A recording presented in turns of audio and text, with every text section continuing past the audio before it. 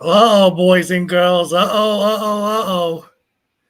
We live. I know you thought for a second maybe I forgot about you, but I didn't. So I'm going to get you a little music in this mug. We're going to chill a little bit as everybody starts to filter in here. Welcome, one and all. I miss you guys so much. Been a lot going on, but you know what? Let's get to my boy Mikey Cloud.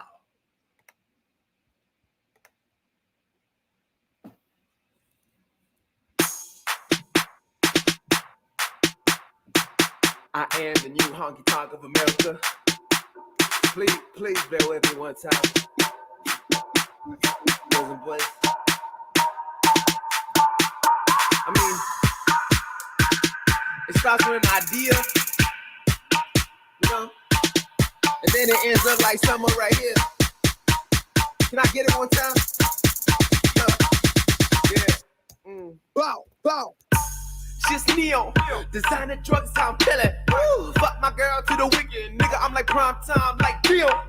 Catch me up in the backfield. If a backfield, then I can munch there. Nibble on little hairs on your ass crack, y'all dust that. There's nothing that can fucking pack, y'all look like sardines. And I'm in this bitch, I might need somewhere to sleep. Trying to get that cranky, the panties wet like pea. Couple thoughts on my hot dog, something like pink. On my Bobby Branson, my parade. Got everyone talking, but I don't hear nothing. Smoking that OG Bobby Johnson saying, fuck that neon light. Just me. Hold up. I'm slipping. Going hand, bro. Like Mia. I do it for the kicks. Got my 3 on. Nigga did everyone did. I be that. Village and to let him just come in. Nigga did everyone did. Give me that grip. Give me that grip. Give me the grip. Give me the. Yeah. Okay. Cloudy all day to the PM shit. Trippy King shit like Steven shit. My style look like European shit. My eyes look like the Korean shit. I'm an angel or a demon, I don't know. I believe in, I'm confused like a fucking zebra. Arriba, fuego, latino, caliente, I'll be there. Trying to get my numbers right, bingo. Going 100 niggas, see no. Man, I'm working all night like a casino. Man, I do it for my cousin and my theos. Smoke a whole fucking kilo, yeah. I'll wrap it up like burritos. Shit, I'm tripping. I come back when the beat start. Oh, we're doing it. Nigga that everyone niggas. I be that. I be that. Nigga that everyone niggas. Give me that grip. Give me that grip. Give me that. Give me that. Give me that. I was a little bit different for you, child, man, but give me the grip. Doing well, bro. Give me the grip. I don't think I'm coming back. I'm zoning now, do the sign of the cross, cause I'm high as fuck. Kiss the moon and the stars like she get on, I get on, she took up that spin out, vodka, it's not, I'm going, I'm flowing, I just dropped the four and it's slow rolling, pulling, I'm rolling, now watch how I do it. That's my off that electric, that ain't killing it, ooh, that's that Marvin Gaye. Smoking caviar, go days in California, late to Hollywood all day, just trying to figure out a way so they knock me pace, but I can't debate. What's up, Mama G? All right, oh. Nigga that everyone do. I be that. I'll be that. Nigga that everyone do. Give me the grip. Give me the grip. Give me the grip. Give me the grip. Give me the grip. Give me the grip. Swag. Bright lights, take a walk with Jesus. Bright lights, take a walk with Jesus. You see the bright lights, take a walk with Jesus. Bright lights, take a walk with Jesus. The bright lights, take a walk with Jesus. You see the bright lights, take a walk with Jesus. Bright lights, take a walk with Jesus. Ooh. Gonna. Man. They ain't ready for me. Nah, they ain't ready for me yet. All right, we're moving, we're grooving. Keep this thing going. Got that neon light going as well. Hey, been a good week. Things going down. Realistic Jordana verse. Let's get things back to normal. Chow, how are you, man? How was your week? Dude, it's been going well, bro. Just had we had a fan on of your show that we connected with, Rhonda Finling, renowned psychologist, last night, and that was a great interview. So, thanks to you for getting her on, basically. Oh man, that's all you. You did all the work there, and you are very helpful. I appreciate you. You know this. So, any word from Ray? Did you hear about this? Did Rhonda get to kind of talk to Ray at all, or how we? Is there a part 2 to this? Should I not ask? I'm sorry. So I did make an offer for her to join the Institute for Ray DeVito Studies and potentially, co-author a book with me and Franklin Sheckler. But no, and I don't have any way of getting any feedback from Ray or contacting him. So I doubt he saw it. He's been kind of embroiled in his own drama lately. So I'll let him handle that. But, we just kept it real, asked the tough questions like you, and had fun. It was fun, man. I really enjoyed that. She did a good job too. Good stuff. You guys go check that out. That's the Little Mirror channel here on YouTube. Give them a like, give them a subscribe, push that button. It's always going to be good. It's always going to be interesting because Chow is there. And Little Mirror, he's awesome as well. But, we had a little bit of movement here in the Elisa Jordana universe. I kind of dug myself in past few days, getting to that Discord channel. I had a Discord channel from 2018 or something like that. And back then, we kind of hung out with the bad boys. But I wasn't a bad boy, but I just, I knew them and stuff like that. So my Discord channel gets nuked back then. And from then on out, I couldn't go to other servers. I couldn't add other servers to mine and stuff like that. So I had to kind of just start over, basically. And I just did that yesterday because, what the hell? And I got to go with all these new ones.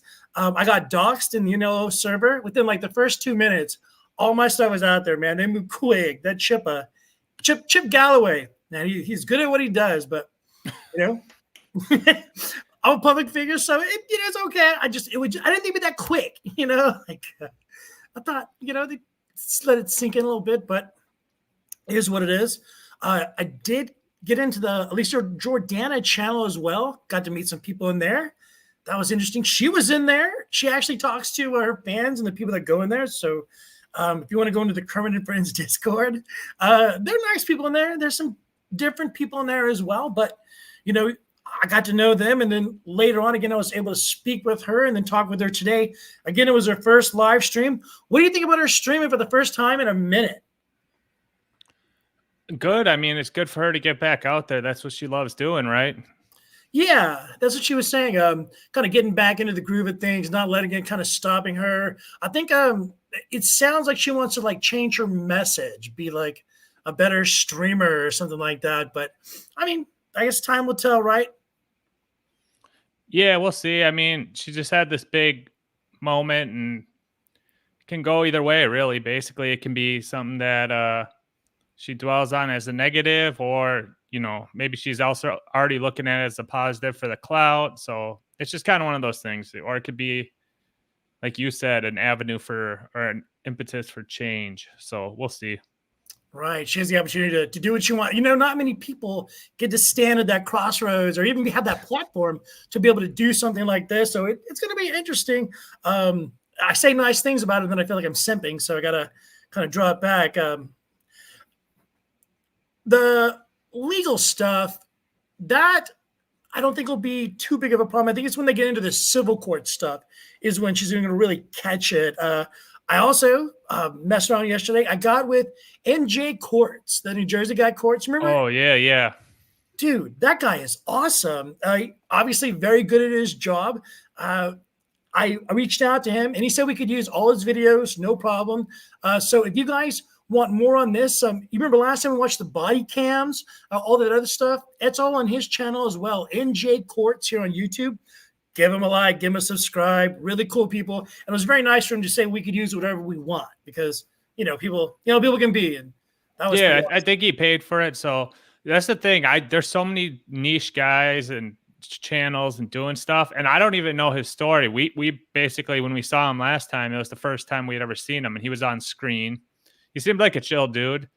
So I don't know if he's tied into a specific niche of content or if he's just across the board. I don't know. Yeah, but I'm definitely going to check him out.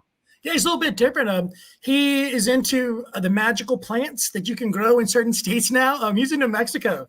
So okay. He's a grower. And he's got that really thick New Jersey accent, though. I say New Jersey like I know, but that East Coast thick accent, get out of here, forget about it, gay head, shit. And but he's a really cool guy and very knowledgeable. So he says over and over again that he's not an attorney and he's not a lawyer, but he definitely seems like he worked for the court system or was like a court reporter or something like that. Got it. Yeah. I mean, there's some like, I think you probably know some of it being in news or like some investigative news where you know certain ways to get certain things. So yeah, like using those FOIAs and stuff like that. Like you said, it costs a little bit to kind of get it done, especially to expedite it the way they did, and that's a good thing to make that thing move quick. Whoa! So Dorato's throwing money here in the chat, man. I feel that we need to say something. These. So this is my first super chat ever. I've never gotten one of these, so I'm a little. I never thought we'd be able to make money doing YouTube. You know what I'm saying? Like. I just, man. Lisa yeah, Jordana. so Dorado is, splashing cash all over. It looks like if you click on start, you can see he threw 2 as a super sticker. Well, right there. So Yeah. what do super stickers do? Is that just going to be like a sticker he can use like forever? Or like, how does that work?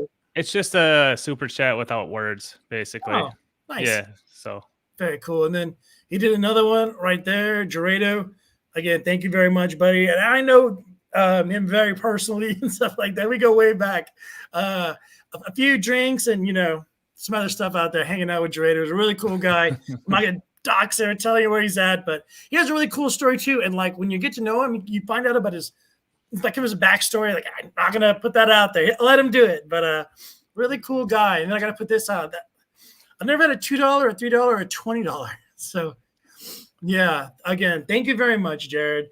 Gerardo says, I don't know this little guy, but it's like everything I just said is a lie now. Thank you, Jared. Delete that part. Good man. And yeah, I think he's a comical dude and he's got good wisdom when he was on with him. The short few times I've interacted with him. So thanks, G. Thank you very much. He's like a nuke. You know what I'm saying? Like he described himself like that. You bring him into a topic and he nukes it. And he just kind of goes away. Those are his words. All right, so let's get back a little bit on track after, Dorado. So awesome.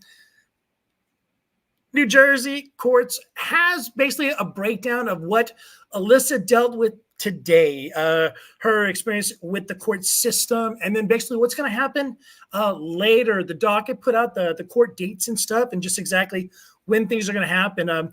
After this date, it's going to be a few months before things really get a little bit more hot and heavy.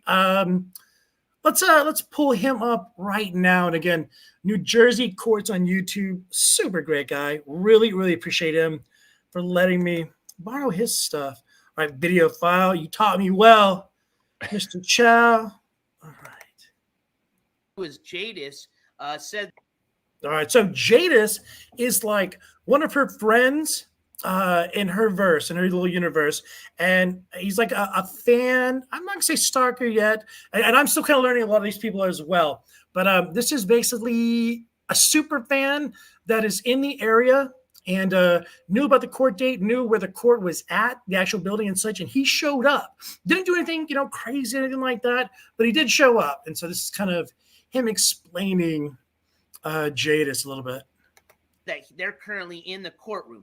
I'm not sure if that's really the case or not, but if they are, maybe they'll be able to give us an update here in a second. Hey, her hearing started at 9 a.m. Eastern time. Today's hearing is going to be what's called a case disposition hearing. Pretty much give you a definition of what that is. It's pretty much where her defense lawyer, and I'll talk about that here in a bit, has a chance to pretty much tell the judge what's going on with the whole defense, okay? Pretty much they want, to make sure they've got all their ducks in a row before they go to a trial setting. Now, usually there could be a lot of these case dispositions before they set for a jury trial. Reason we're even talking about a jury trial is we already know that Elisa Jordana, or otherwise known as Elisa Schwartz, has already entered a plea of not guilty, okay? She entered that plea, as a matter of fact, on her last hearing, So something that I learned dealing in the court systems with news and stuff like that, when the person is either obviously guilty, very guilty, or they're going to get busted regardless, you do a not guilty plea. Even though you did it, in order to try to later on in the case, in the legal trial with the state and such, to like backdoor it, like, okay, you know what, you guys got me, I'm gonna plead guilty, just give me 2 years, or just give me community service, I'll admit to everything, you win, kind of thing. So that's basically why they do that. And then she's gonna try to like plea her case, but you knew that, right, child? Like, Yeah.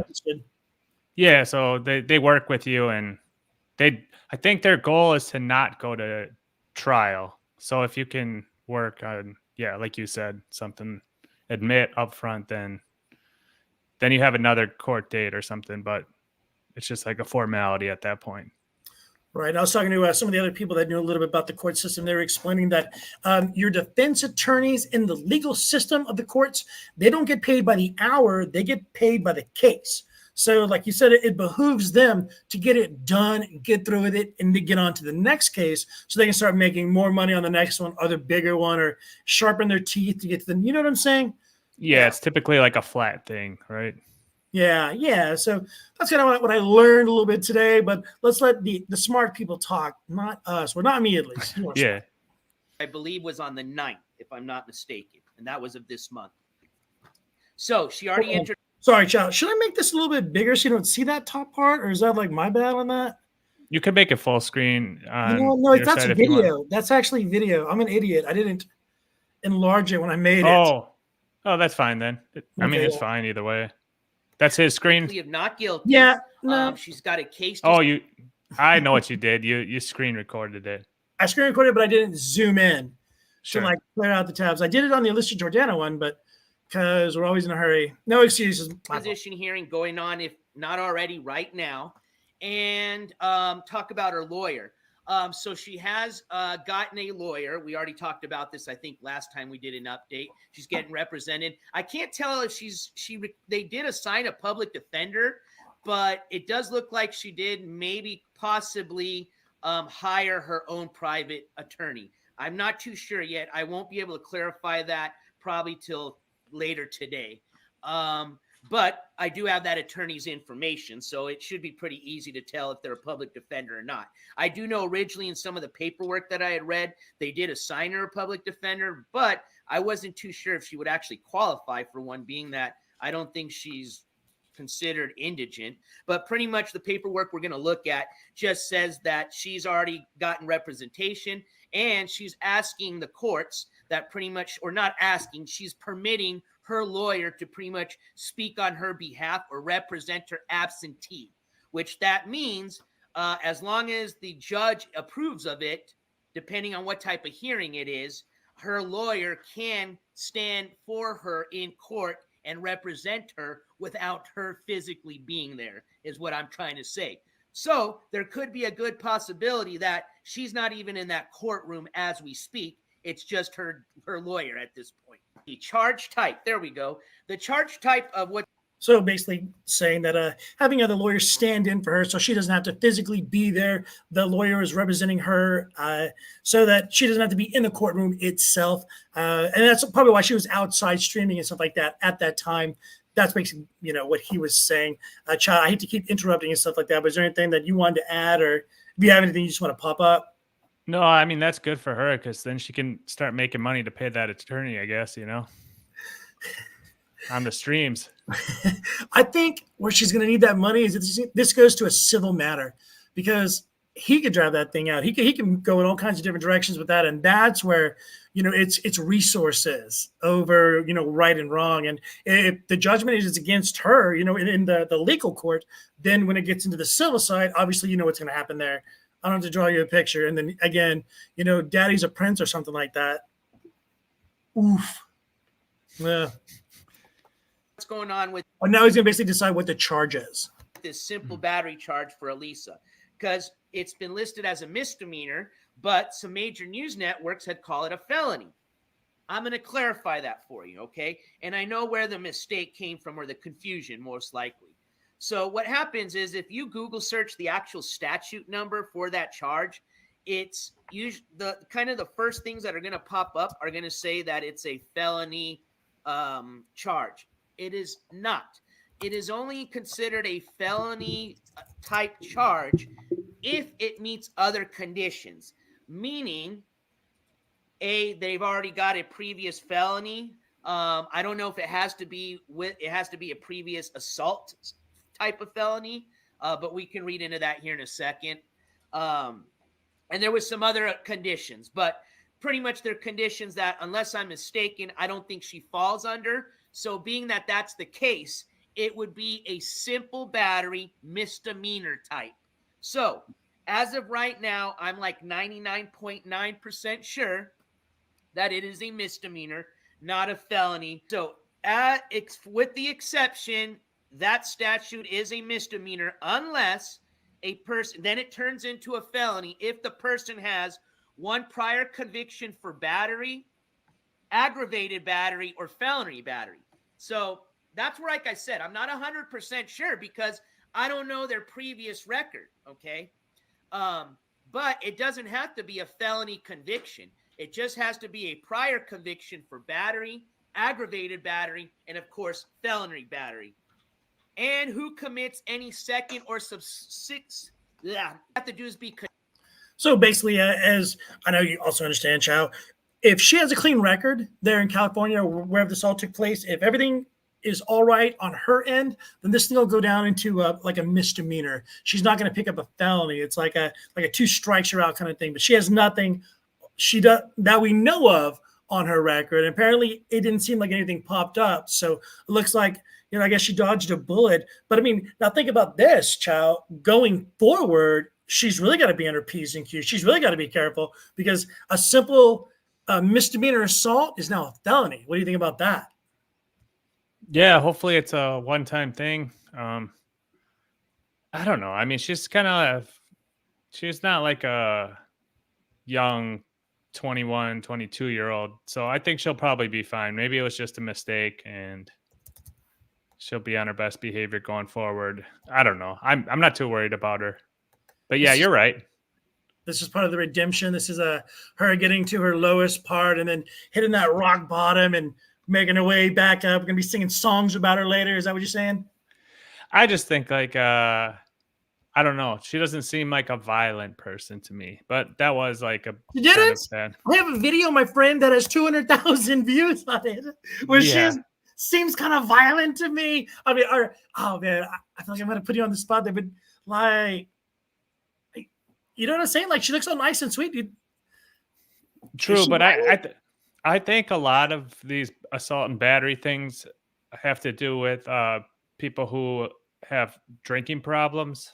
And I don't know. I don't really know her enough. Like I said, I'm all new to this. And that would, like it's all about where setting and situations you put yourself in. So I don't know, I think it could be a one-off of passion with this guy but who knows? We'll see. Yeah, definitely. The courts will find out and we will profit. We'll be thankful for that. Convicted. Okay. So and that could be a result of a plea deal, it's saying.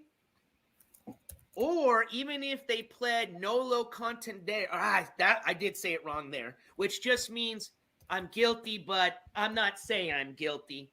They'll still consider that a conviction. If she meets any of those previous if she has any of those previous convictions, then it would fall under a felony. Assuming she doesn't, then it's a misdemeanor. So, starting from the top, okay? So this is basically some of the paperwork that she had signed, because you look at the dates, it goes to like April 11th. I was a little confused when I first watched this. That's why I'm kind of giving you a little heads up on what it is. So yeah, again, this is what she signed when she got to, I believe, the jail and was, getting processed on her way to getting a faster jury trial and stuff like that. Because like I said, when you see the date, April 11th, you'll know that was, just right before all this broke loose. So yeah, and then you'll get more up-to-date ones because apparently they're in Palm Beach, like they update things within like 20, 30 minutes. So that again will be beneficial to us, but here we go.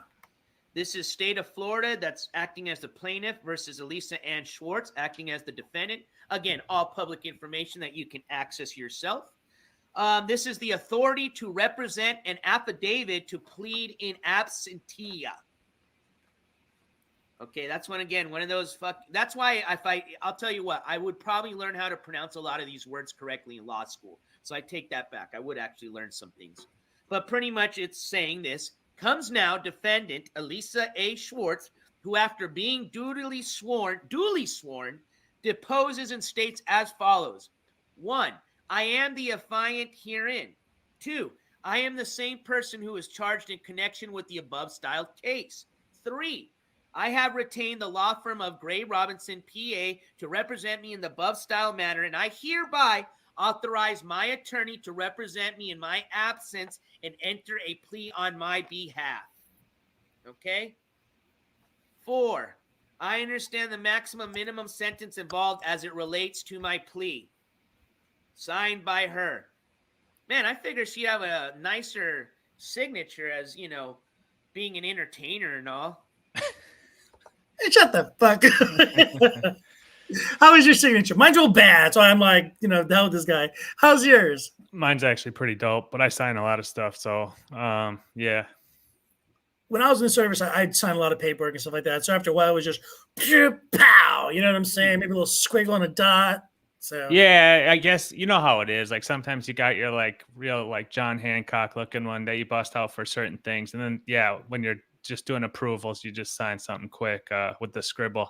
But Norma Jean is coming in saying, and that was a mistake. I think she's implying based off what I said, like it was a mistake. I was trying to contextualize it as in, will it happen again? As trying to make the point that I think it's potentially more of a one-off type thing with her versus like a second time where then she'll be in deep shit for that felony charge. So no, I don't think it was a mistake, but I just don't know if it was she's a high risk for it to happen again was my point. Yeah, and Dr. Child's really chill. He wasn't saying anything that she just goes around beating people and stuff like that. So don't stress, Norma Jean. But I hear you. He threatened me one time to hit me, and I was like, Dr. Chow, no, don't do that. But that's the thing. Like I obviously I don't think when she hit him it was a mistake, but I just don't know how likely it is going to happen again. We all get kind of pushed to that limit, and as I showed before, he said a lot of terrible things to her. He's very rude, very disrespectful, very ugly, saying words that you don't say in public.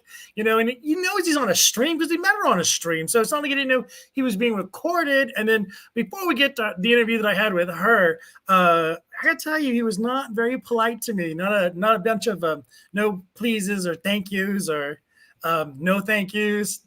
There were 4-letter words. And things like that. And then I got blocked. But we'll talk about that when we get to the interview.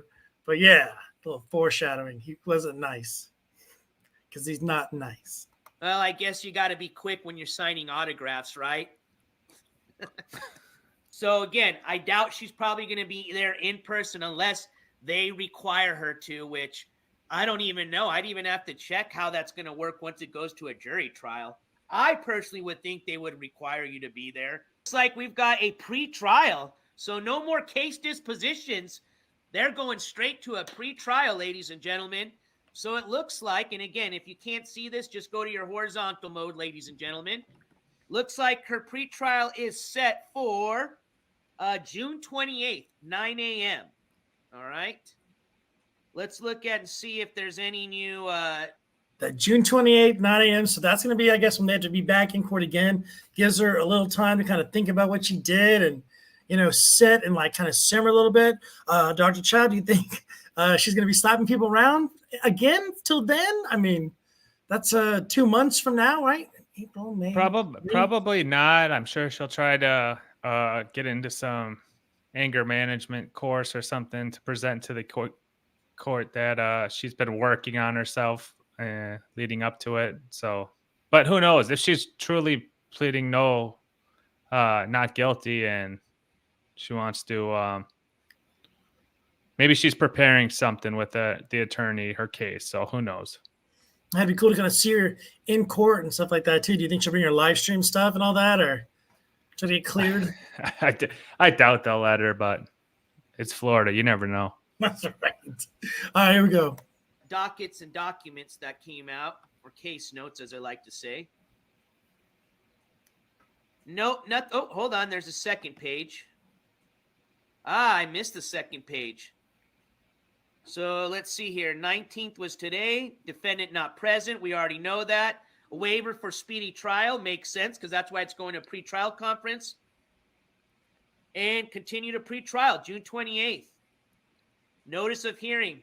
That's already been set. So that's just going to show you all the information showing what court room, what time, the date, which we already know. It's going to be June 28th at 9 a.m.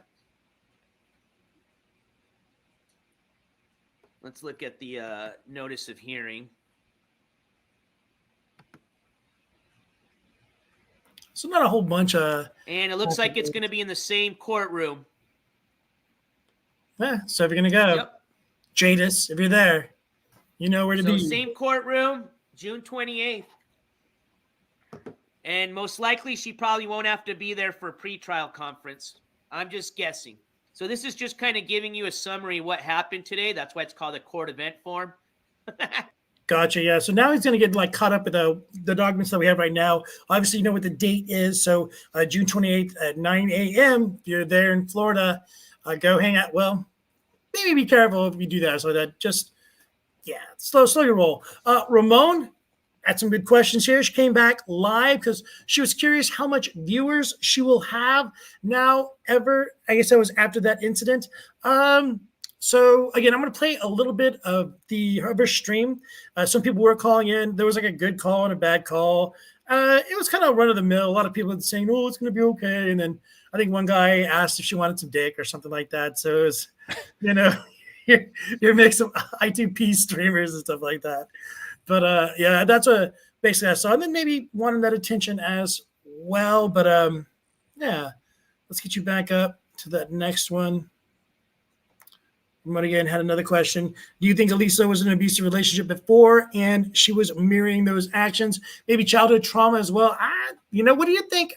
She seemed to come from like a conservative family. I think she's Jewish and stuff like that. I assume East Coast. You hear anything about her family, Chow?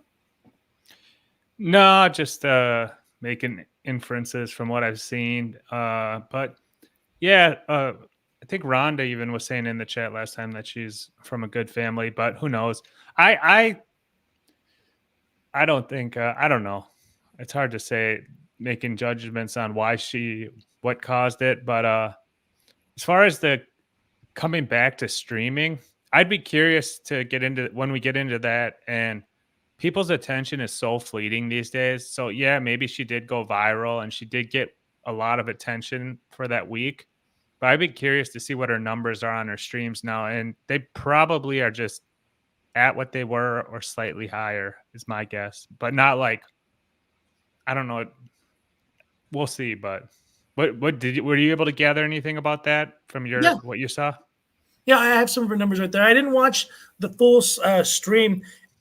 It caught me off guard because I'd been for like a week trying to get in touch with her, you know, back and forth sitting. I didn't want to bomb her with messages and stuff like that. So it was actually just through that Discord where I was able to kind of reach out and I talked to her, and then her kind of talked back a little bit to me. And then I got like a ranking so I could like chat with some of the people. And then once they kind of heard me talk a little bit, that like I think opened the door to, I'm not like a crazy guy or anything. And then I think they probably did their background to see who I was in order to kind of get things rolling again. So yeah, it worked out. But let's go a little bit more into this, and I'll pull up some of her stream stuff so I can get you those numbers like you asked. But I guess I was trying to say it happened so fast. I didn't think she was going to answer the phone. And I was literally just, you know, in my Jamie jams, you know, walking around the apartment, and all of a sudden she's like, hello. And I'm like, oh shit. So I started to talk to her, but like there's so many interruptions in her streams that it's hard to have like a conversation. Like you'll see. We'll get to it. We'll get through this together. Hold on. Start time. Hey, you weren't lying. 1 minute long. Start time, 9:01 a.m. End time, 9:02. Now, technically, it looks like they do have it audio recorded. So if we did want to pull the audio from this, I guess we could submit a FOIA request for that. But probably not going to spend any time on that for a 1 minute case. But anyways, you see right here, I'll highlight it if I can. And let me zoom in for some people that have trouble seeing like me. Speedy trial waived. Reset for Pre-trial, June 28th, 9 a.m. Same place. Other note, defendant not present. Count 1, simple battery, domestic, misdemeanor. Waivers of speedy trial. The defendant may waive his or her rights to speedy trial and thereby nullify the protections afforded by Rule 3.191. Okay? We're not going to read that rule, but that's what it's saying. That rule protects, that affords people the right to a speedy trial, which in this case is probably not that important to her, being that she's not in jail. But if you were in jail and you didn't have the money to bond out, then you most likely were not going to waive your right to a speedy trial, okay? But in this case, she did. But a waiver will occur whenever the failure to hold a trial within the applicable time period is attributable to the defendant or his or her attorney. So in this case, most likely it didn't matter as far as time frame, so that's why they waived it. Just my guess. Again, Yeah, so basically there it is. You can see what the plan going forward is, what she had today. She didn't have to show up. She may not have to show up to the next one, but it does kind of get things going forward. A lot could happen in the middle. People could talk, decide they don't want to do this. But what do you think, Chow? Do you think this is going to go on to the next level and they're going to keep it going? We're going to get a lawsuit, or is this going to go away? I think it's going to keep going. Yeah, I just saw that $2, and I can't think of anything else now because of Gerardo just pouring money into this show. So he needs to get in there. I sent him like 3 leaks to like all his different accounts. So I'm ready for the bomb to go off. And if I know him, he's probably just walking around his house doing what he does. But no. yeah. No, I mean, I assume it'll play out over time because this is between the state and her. As far as any civil stuff, I think that's going to have to take place way after. So I think there's just going to be a lot of hurry up or a lot of waiting at this point till that June 28th. Maybe something gets settled in between them, between the state and the attorney, but I don't know. I don't really, maybe they move the hearing up because they want to plea out or something, but I don't know. It's hard to say. I'm not an expert on any of this stuff, so it's all just reckless speculation on my part. Where she hit him multiple times, I see him defending himself. It's just as it goes further where he like tries to pull her out the car. That's where I kind of lose it. That's where I lose him. You know what I mean? Like I kind of see it as a draw. If that makes sense. Yeah, and I'm not even really. I kind of even just the whole event in itself. It's like, of course, the prosecutor's gonna review the footage. The defendant's gonna review it, and I'm sure they're gonna talk before the court date. So we'll see what they decide or how they proceed, or if Zaccaro is gonna get tied into it anymore. But either way, we win. So, Drado, I sent it through Twitter. I sent it to the email that I sent you earlier. If you want to jump in through Twitter, through that way, I don't know how to get you in here. I'm trying to use, I'm going to do this. I hate to stop the show. You know what? Yeah, I'm just going to start the show so I can get Drado that link because I have tried so many times. I'm going to use a different. You work on that, and I can just kind of talk to the chat a little bit. So yeah, thank you. We got a lot of good chatters in here tonight that I've seen repeat over the last week or two of us doing this. So Ramon, what up, dude? Thanks for being here. Norma Jean 7, great insight. Gerardo, of course, fan and part of the show. So hopefully we'll get him in here. We got Rick. My homie, Decline Host was in here earlier for a second, I think. How do you know him? He's so cool. He's all in the Dabbleverse stuff too. I'm glad he's coming over here as well. Yeah, he's a big time chatter, and I owe him big time because one of my most famous streams of all time was the night I appeared on Ray's stream while Chad was sniping him, and then I appeared on Chad's stream. So I was on both streams on the same show. And it was because Decline Host thought that Ray thinks Decline Host is a different guy than he really is, and he's told him 10 times, I'm not that guy. So he sent the link to him, and then Decline sent it to me, so I ambushed Ray. It was great. So he's up to it. He's into these little tricks and all this shit that we find funny. So because Ray's a little trick. Yeah. All right, man. Let's see Elisa Jordana's page. Let's see if that'd be funny if Ray gets tied into his little court case thing going on over on the Dabbleverse with the nunchuck beating. That's nunchuck thing that's blowing up everywhere. So we'll Pinata? See. Yeah, exactly. Who gets hit with a nunchuck? Stevie Lou does. So yeah, let me get through this, and then we'll definitely go and hit that up because I'm dying to talk to somebody about the Dabbleverse stuff because that's what we were here for to begin with. But man, we got to pay the bills with this first. Yeah. Start with the stars. I think Drano he's just clowning me, man. Because I've sent him like multiple. It was Jadis. Oh no, yeah, I sent him multiple ones, so I don't know what to do. Drano, I love you. I have tried many times. So yeah, this is her screen right now. So that first stream back, Scary, that's one that she did today. You can see at the moment 5,400 views in 7 hours. That's not bad, pretty good. The one that she did, I guess, before all hell broke loose, there's a 28,000. So I'm not subscribed to it. Well, where you pay for it to like see the stuff behind the paywall. So I don't know what those numbers are at right now. And then the 2 weeks before, 13,000. And then they kind of just trail off after that. I don't know if those higher numbers are because of, the craziness. But yeah, can you see the numbers, bud? Or is it? Yeah. I'm looking at them. Yeah.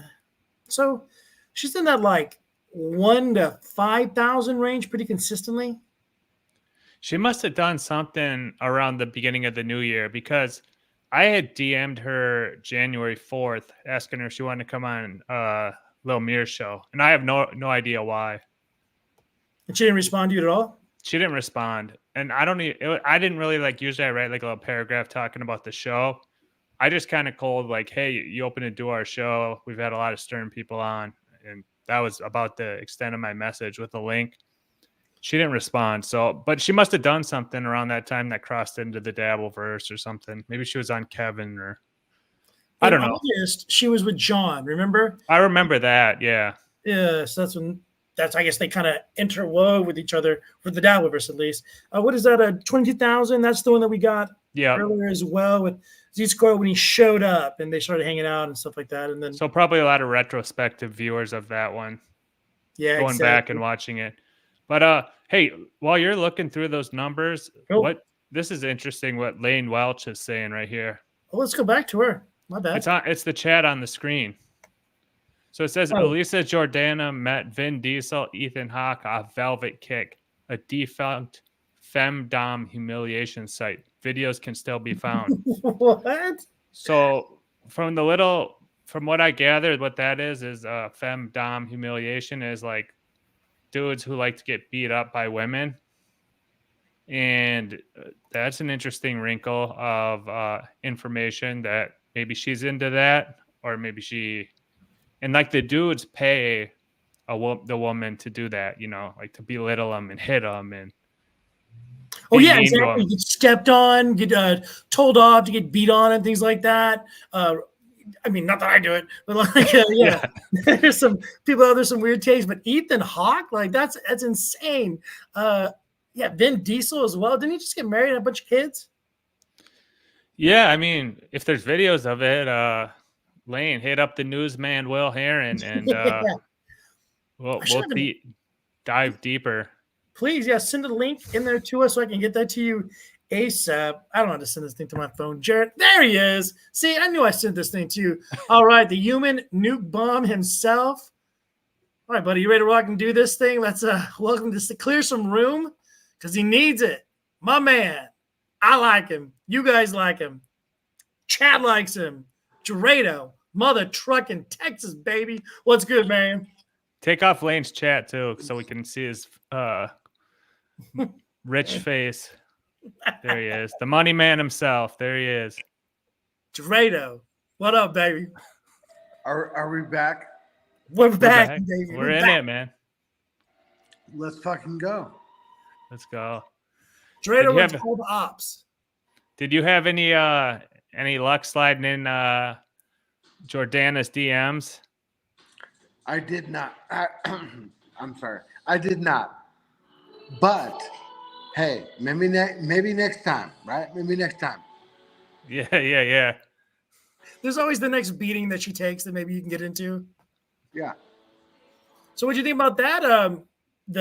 She doesn't have to go to court. She's going to have to be back there in June. Did she dodge a bullet? Should she have gone there, Dorado? Should she have streamed today? I know there's a compound questions. I got a lot for you. No, she won. She's the big winner. Jordana never loses. Why? She never loses. Turn off your TV, bro. Oh, me? What are you watching? What do I? Hold on. Okay, I'll turn it off. Yeah, because it's like the way the StreamYard works is it's like kind of like going in and out of picking up the background noise. If it was just on in the background, it's one thing, but if it's just yeah, it's weird. So It's off. there you go. Good. You turn it off. I'm sorry. I apologize. No, it's all good. So yeah, she never loses, man. She's coming out winning. She never loses. She always wins. Is she a daily grifter? I think she grifts daily. But not part of the daily grifters like you know of. Well, I am the original daily grifter, but I don't think Jordana is.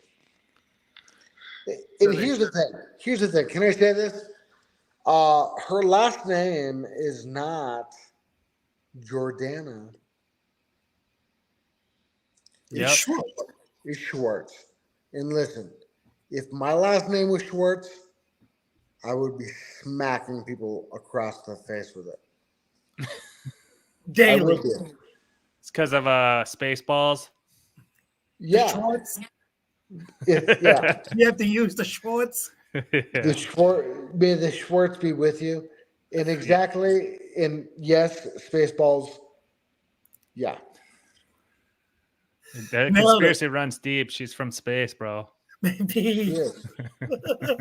Her and Pizza the Hut were hanging out. Yeah, exactly. Does she even know about that movie? Go in the fucking deserts. Does she even know about that movie?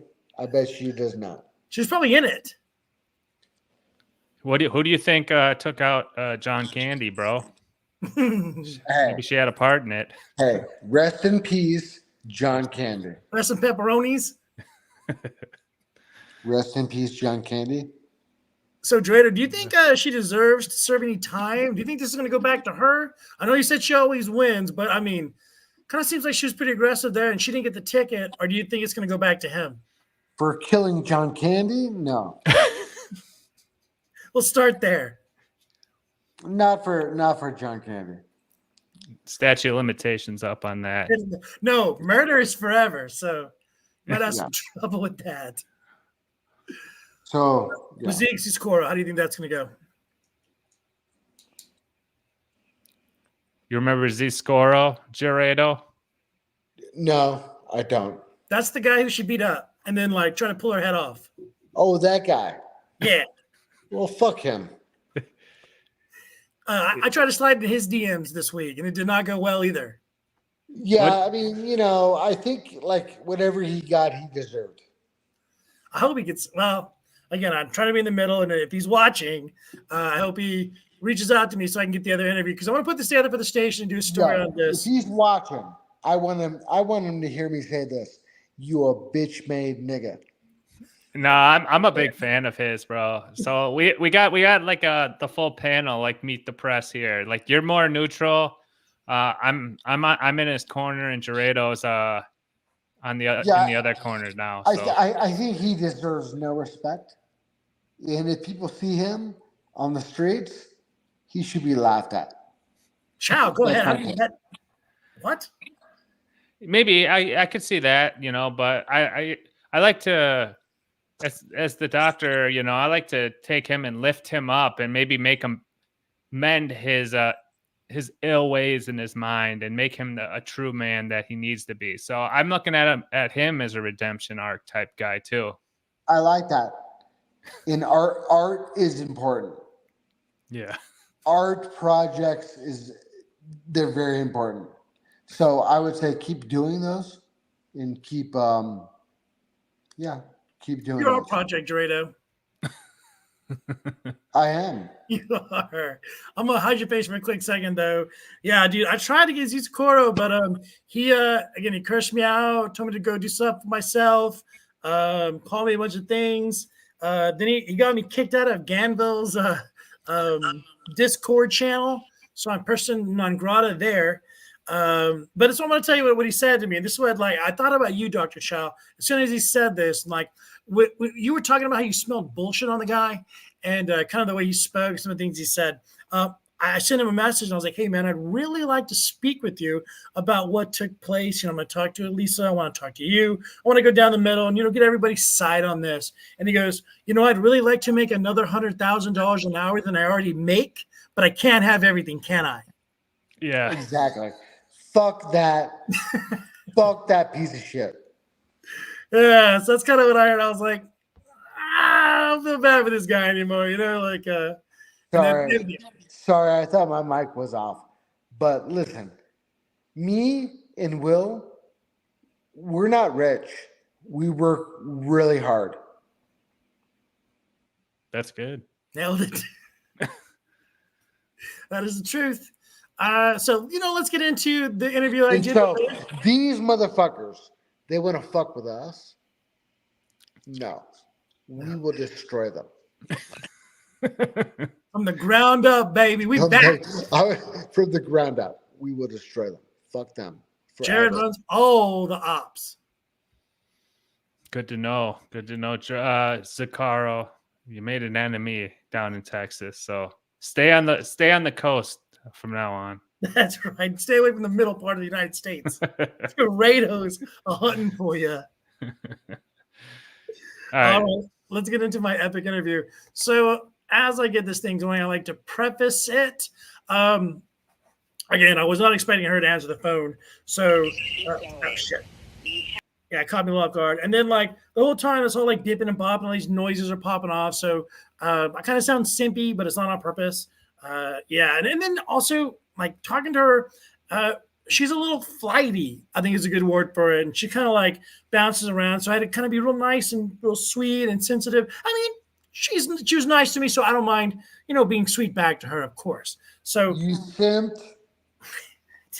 I don't feel like that's just so I do. I was hoping if I said all that, you wouldn't hit me with it later.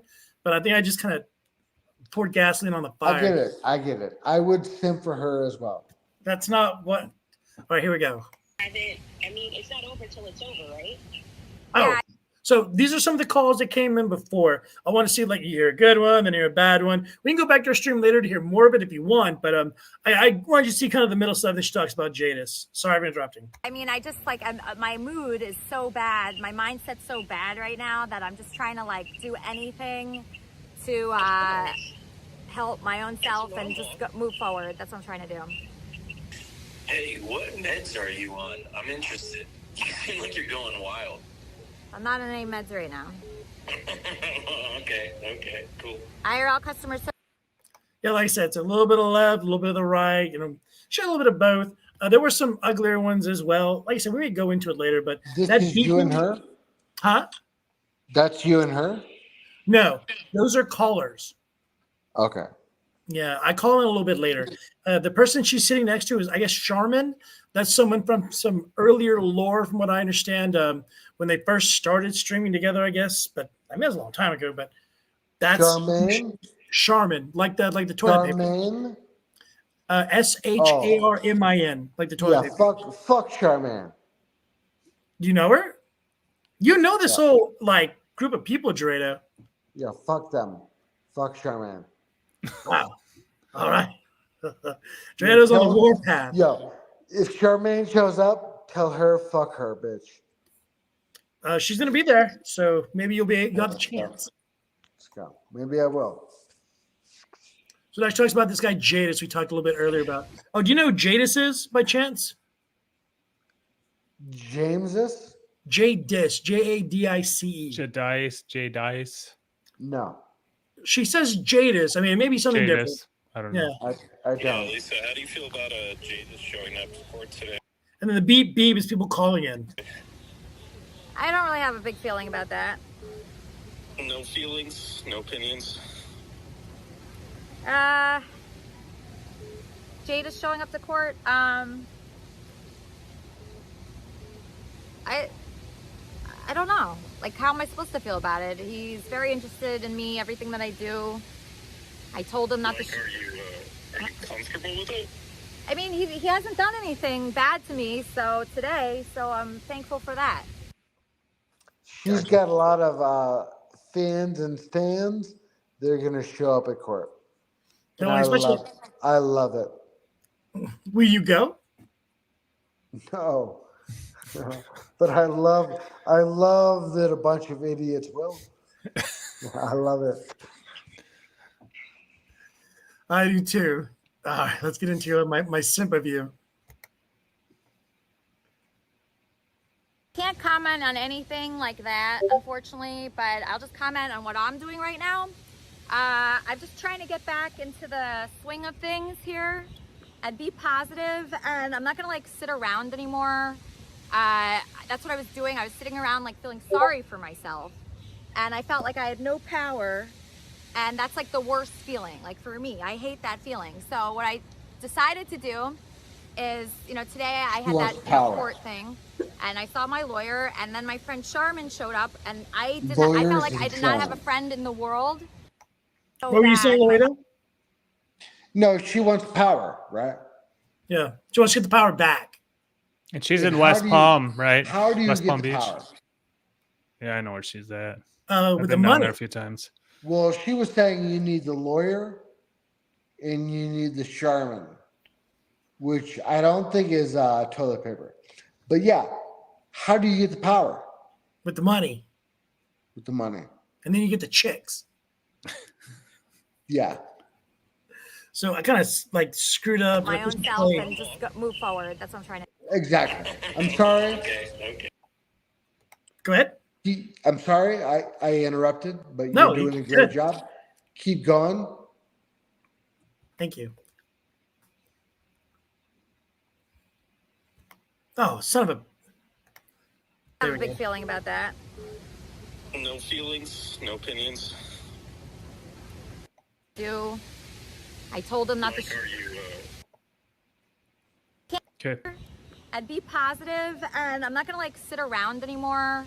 That's what I was doing. I was sitting around like feeling sorry for myself, and I felt like I had no power. And that's like the worst feeling. Like for me, I hate that feeling. So what I decided to do is, today I had that court thing, and I saw my lawyer, and then my friend Sharmin showed up, and I felt like I did not have a friend in the world. Like, I felt like I did not have one friend in the world. I felt like everybody was against me. I felt like, nobody showed up to like stream with me. I'm like by myself, and it's just the worst feeling is when like nobody cares, and that's how I felt. It's like the worst You didn't get attention.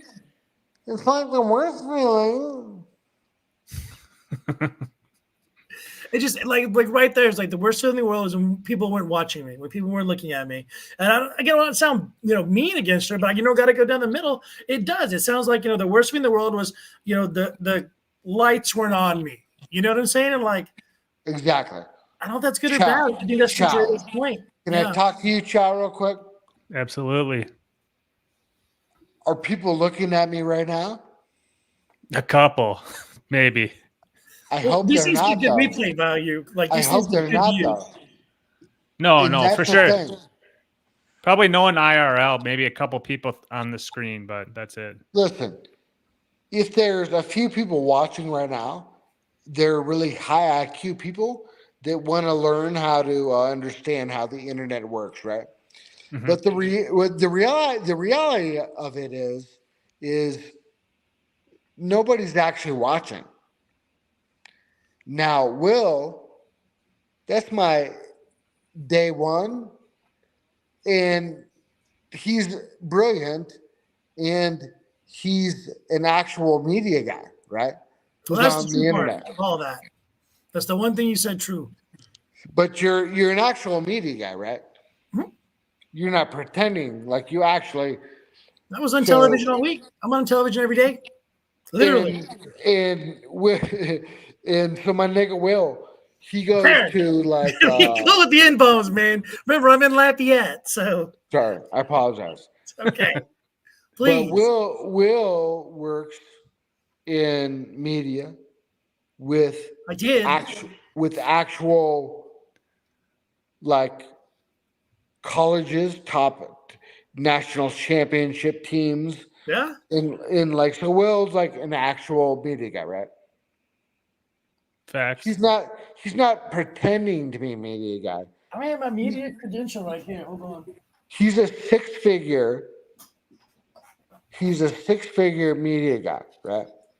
Mm-hmm. And I, Javier Tejas, am also like, listen, I lived in Tokyo for 2 years, It's true. right? It is true. So it's like we're not trying to run the ops, but we're very much in tune with all the ops. You got a special set of skills. Yeah, for sure. For sure. And so, like, I don't want to shit on everybody I come across, That's good. but everybody I come across seems like they deserve a big shitting upon. Just that's what happens, bro. When Yeah. you get up on that level, you know, everyone just looks like ants. I think Ramon has a funny comment here. I want a shirt of Z Squirrel's face, Yeah. middle pulling Alyssa's hair with the extra saying "pull over, dumb cunt." That was the most epic part of the whole thing. Yeah, for sure. They were driving. But hey, I'm not laughing, but I'm not saying ants. Jared, if someone hit you like that multiple times and then pinched you and you were driving, how would you handle it? I would try to pull over calmly, and I'd be like, "Hey, Pull her over, her pull it over, or like put yourself in his shoes. Like, what would you have done? the guy that got his nose broke." Yeah, your boy Zikoro. I would never have pretended to be the son of a billionaire, and I would never have funneled her like 20 to 30 grand, and with the promise of millions coming. So I can't even understand or pretend to what she went through. Okay, so she punches you, she palm strikes you in the face, she hits you a bunch of times, and then she pinches you like that. You just calmly pull over, and that's it. You're under control. Well, I would try to. Okay. I'm not I think saying it would have been easy, but as a man, especially listen, Schwartz is a beautiful woman. She's beautiful. I agree. She's very pretty. So, yes, I can understand she has tricked many a men into behaving weirdly, badly, throwing money at her. But my goal would be to be like, yo, girl, no, right? My goal would be to not be taking advantage of her because after her nose job and her boob job, she looks really good. She's very pretty. okay, so I know what I would do for sure. If this happened, if I was in Zikaro's position. Yeah. Because I know her for a few months or whatever, like this dude, and I know her front that it seems like everything revolves around streaming. You got to take into consideration that you're being filmed and this is all live. I would have grabbed the phone off the thing of the dash where she was filming from, and I would have chucked it out the window. And then she would have stopped the car, and I would have gotten out the car. That would have been a smart move. That's what you got to do, because you can't really fight back. You're on camera. You can't say too much. You can yell or whatever. You can't really like climb out, or you don't want to look like a bitch, like protecting yourself, and like. So I would have just taken it and just been like, "Hey, get your phone," and then she would have stopped and been like, "What the fuck?" And then the point is, you gotta do something really drastic, quick. Yeah. Okay, so now here's a moment of truth. Now that phone's out the window and she's pulled over. Then what do? Run. I would just get out the car and just start walking. I mean, okay. I don't know. I guess you don't hit her back. This isn't the, you know what I mean? Where phone's out the window. You gotta get out. Hey, you hit me a bunch of times. You pinched me. You punched me in the nose. You said terrible things. Will, not play worth the it. video. Will, play the video. We need the video. Which one? No, we all remember it. You mean the old video? No, the interview, Will. Oh yeah, yeah, let's get into it. You're right. Yeah, sorry. Showed up, and that was like very meaningful. So thank you. Well, a lot of people are supporting you left and right, so I wouldn't feel that way. Have you had any contact with Zizukoro since all this has taken place? I mean, I did see that he was in the Drunken Peasants chat and things like that. Have you had contact with him? No, I have a no contact order, so I can't. Gotcha. Are you worried of any repercussions from this at all or anything yes, like that? Of course. What kind of repercussions are you worried of? Everything. I'm scared of everything every day. Gerano? Like some of his friends coming to mess with you or things like that? And with his family having so much money, are you worried about maybe like legal ramifications in that realm? I'm worried about every single thing in my entire life right now, okay? I don't feel confident. I'm not streaming. I love to be an IRL live streamer. That's my favorite thing to do. And that was like, I felt like that was taken from me. Wait a minute. Don't go there. Go. I just want to say IP2 always wins. They never lose. IP2 always wins. Don't use me blades. He's winning. No, but IP2 never loses, and I think this is a huge shot in the arm for IP2. Whatevers. They never die like cockroaches. No, they don't. But also, like, this is an amazing get by you, Will, because you are a top-notch media interviewer, and like you're like a real media guy, right? Yeah, but I mean, I didn't do a very good job here. Like I said, I was a little caught off guard. I shouldn't be. But you were like, whoa, I got the interview. Yeah. And sometimes that happens, right? Oh, hold on. Another wrinkle to the story. I apologize for interrupting you. I did the interview initially, and then I wasn't screen recording because I thought I was going to be able to rewind the stream, and you couldn't. So I was like, holy fuck. And so like I called her and I messaged her. I'm like, I didn't record the stream. I didn't know you had it set to not rewind. Yeah, and then she was no. She didn't realize that had happened. So she like tried to figure it out, but like I redid the interview again, and she let me do the interview a second time. But it didn't come out as good. But I pulled out some of the good stuff from the second interview and then put it together with the first one to make like one long interview. Does that make sense? Well, yeah, that's amazing. How wild, huh? In Chow, you rolling with the real one. Yeah, no, I know. For real, bro. Let's get back to this interview. And I don't feel safe doing it, and I feel like shit. I feel horrible. I've never been so depressed in my life. I'm just like inside every day, sad. So today I just want to have a good day. We're going to go to lunch and we're going to go to the house. Kind of worried. Can you talk about those emotions? Okay, so this is going to be kind of a crazy one that she's going to start talking about. You're going to this caught me off guard, and like I played some of this. I put it up on YouTube for people to see just the full thing without us interrupting and stuff like that, without the commentary. And one of the comments kind of came back to this right here, where she did okay in jail. Like I thought she was going to be afraid and everything like that, but she did okay. And how you were feeling before today? My emotions are horrible. I've never been this depressed in my life. I just like sad every day.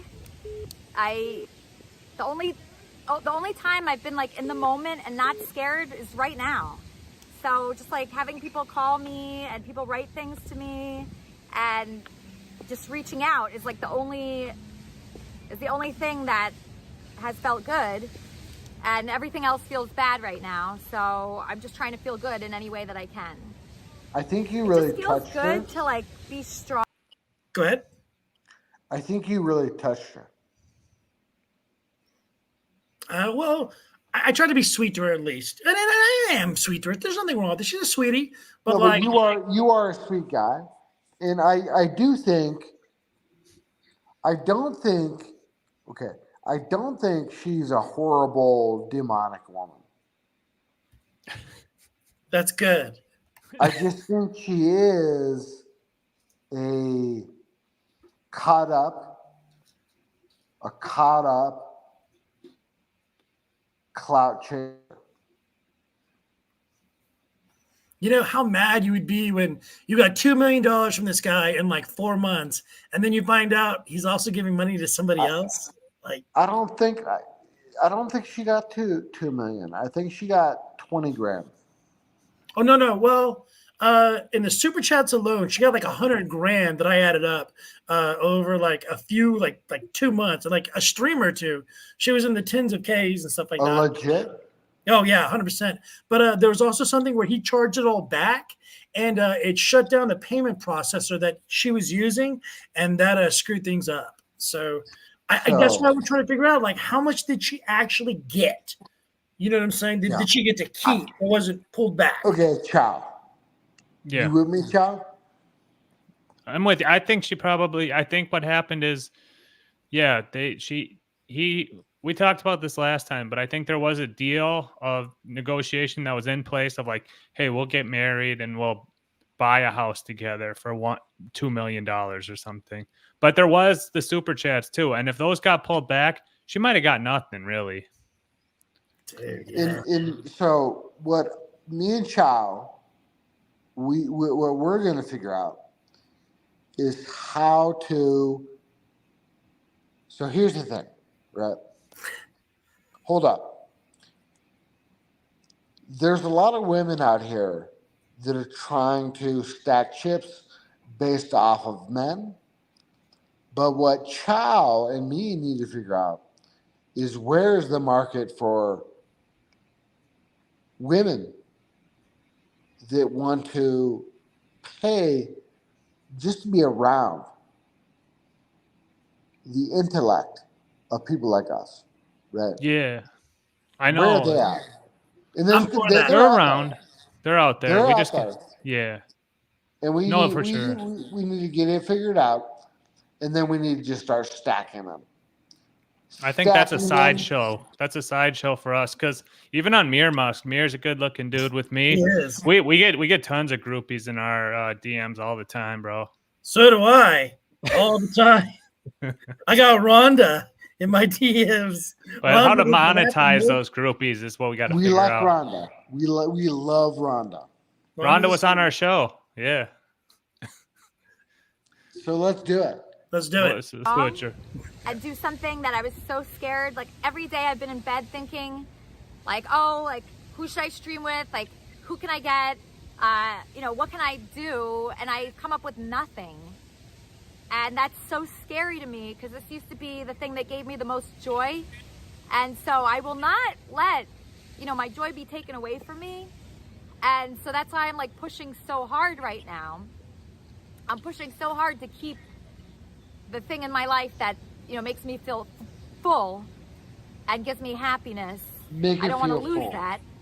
And if, God forbid, something is happening in the future that's bad, I would regret not taking Good. these days Bad. now to Bad. do Good. things that I love to do. You don't believe that, Drado? No, what she said was, I want good, and I don't want bad. So I'm looking for people that give me good, and I want to avoid people that bring me bad. I've made this point many times in studying the current landscape of the internet and culture and value. And this is deemed the attention economy now. But if you go back throughout the history of time, attention always was the highest commodity of value. So women always and men always need attention. Babies need attention. Now the line between a dollar and a view of attention has gotten so blurred that her desire, some people are saying, oh, she just is doing all this stuff for money. But it really, when people say, oh, they do it for money or they do it for attention, they're the same thing. Likes. The likes are the new, the new dollar, basically the new currency. So the currency in this world it's more clear than ever. It's attention. So she is getting. I don't think she necessarily just jumps on her stream to collect money, but you get a dopamine rush when you get a donation, that's for sure. But you get a dopamine rush from the attention too. So that's what it is. Exactly. Yo, Will, when I sent you that $20 dono, did that give you a little dopamine rush? Yeah. Did you not see it when I got it? I felt it. Yeah. Yeah. That's why I sent it. Yes. Oh, yeah. It's the other way. Yeah, I see exactly there too. When they read what you say, you get that dopamine as well. Yeah. I totally agree with you. I get that when I, do the same thing with the other shows and stuff like that. I know Chow does that as well. I remember, first seeing you like on the Shuley Network and the BS shows and stuff like that. And, chatting. Yeah, exactly. But it's cool because the people that are doing the show are talking to you, and you kind of become part of the lore. And like, that's a dopamine for sure. Right. Even as just a name and a picture, you're diverting their attention to you based on what you type. So it works both ways too.